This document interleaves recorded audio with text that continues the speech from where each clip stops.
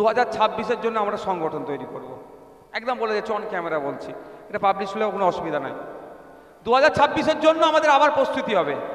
2024-এর প্রস্তুতি যেমন নিয়েছিলাম এতদিন ধরে, এই নির্বাচনের পরে পরেই আমরা 6 মাস ধরে আমাদের সংগঠন তৈরি করব, বুথ থেকে শুরু করে রাজ্য স্তর পর্যন্ত। আমাকে যদি রাজ্য কমিটি না চাই, আমি তার চেয়ারম্যান নাও থাকতে পারি তখন, এটা মাথায় থাকে যেন। ঠিক আপনার বুথে আপনারা কতটা কাজ করেছেন এর মূল্যায়ন কি হবে? বুথ ভিত্তিক ভোট, অনেকটা বিষয় মূল্যায়ন হবে। আপনার গ্রহণযোগ্যতা কত, আপনাকে দায়িত্ব দেওয়া যাবে কি যাবে না, আর 5টা যেমন বিষয় থাকবে, একটা তার মধ্যে থাকবে, কিন্তু আপনি আপনার বুথ থেকে কত লিড করাতে পেরেছেন, সেখানেই তো বোঝা যাবে আপনার বুথের গ্রহণযোগ্যতা কতটা জায়গায় আছে না কোন তলনিতে আছে। এটা মাথায় থাকে যেন।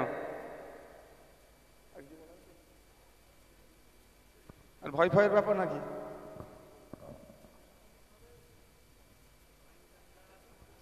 আর আইনের কথা নতুন করে বলতে হবে নাকি? হ্যাঁ,